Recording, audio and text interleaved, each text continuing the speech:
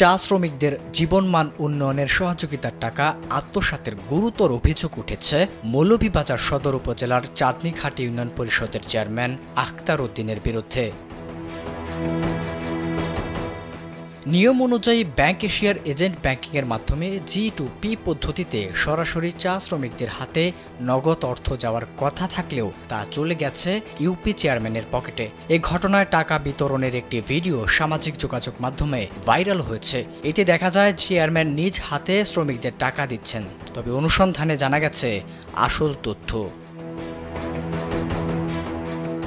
সমাজসেবা অফিস সূত্রে জানা গেছে, প্রকৃত দুস্থ চা শ্রমিকদের শনাক্ত করে সমাজ সেবা অধিদপ্তরের নীতিমালা অনুসারে এই কার্যক্রম বাস্তবায়ন করা হয়। স্যান্ডেলিনা সো, রূপচর্চায় আভিজাত্য। এই কার্যক্রমে G2P পদ্ধতিতে এজেন্ট ব্যাংকিং ও মোবাইল ব্যাংকিং এর মাধ্যমে টাকা সরাসরি চা শ্রমিকদের অ্যাকাউন্টে পাঠিয়ে দেওয়া হয়। অনুদানপ্রাপ্ত ব্যক্তি এককালীন নগদ ৫,০০০ টাকা পান। বিকাশের মাধ্যমে সরাসরি টাকা পাঠানোর পদ্ধতি চালু থাকলেও মৌলভীবাজার জেলার সদর উপজেলার পুরাতন পদ্ধতিতে ব্যাংক এশিয়ার এজেন্টের মাধ্যমে টাকা পাঠানো হয়। এই পদ্ধতিতে গ্রাহকদের ফিঙ্গারপ্রিন্ট নিয়ে নগদ টাকা দেওয়ার কথা হয়। প্রশ্ন হলো, সরকারের নীতিমালা অনুযায়ী টাকা সরাসরি চা শ্রমিকদের কাছে যাওয়ার কথা থাকলেও তা কিভাবে চেয়ারম্যানের কাছে গেল? অভিযোগ উঠেছে চেয়ারম্যান আখতার উদ্দিন গ্রাহকের টাকা নিজেই এজেন্টের কাছ থেকে উত্তোলন করেছেন। এরপর তিনি গরিব চা শ্রমিকদের কম টাকা দিয়েছেন। শুধু তাই নয়, সেই টাকা বিতরণ করার ভিডিও সামাজিক যোগাযোগ মাধ্যমে ভাইরাল হওয়ায় অনুদান দেওয়ার স্বচ্ছতা নিয়েও প্রশ্ন উঠেছে।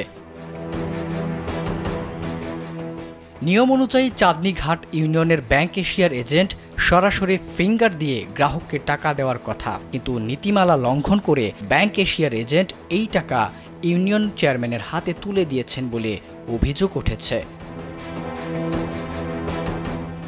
এ বিষয়ে চাঁদনীঘাট ইউনিয়নের চেয়ারম্যান আখতার উদ্দিন বলেন, তার ইউনিয়ন থেকে ১৭২ জন চা শ্রমিকের জীবনমান উন্নয়নের অনুদানের তালিকা পাঠানো হয়েছিল।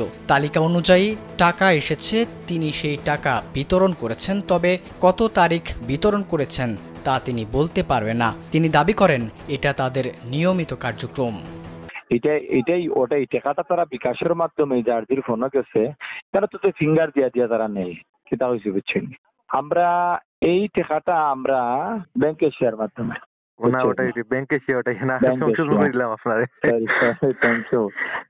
আমরা করি না।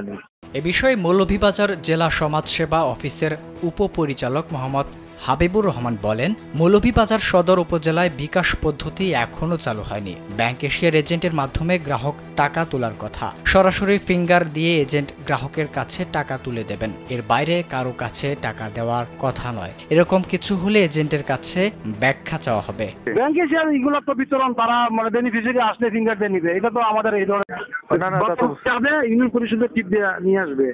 নাম প্রকাশে অনিচ্ছুক হামিদিয়া চা বাগানের একজন শ্রমিক কালবেলাকে বলেন, তার মোবাইলে SMS আসলে তিনি ওই দিন ইউনিয়ন পরিষদে যান, কিন্তু ৫,০০০ টাকা পাওয়ার কথা থাকলেও তিনি মাত্র ৪,০০০ টাকা পেয়েছেন, আর চেয়ারম্যান নিজের হাতে এই টাকা দিয়েছেন।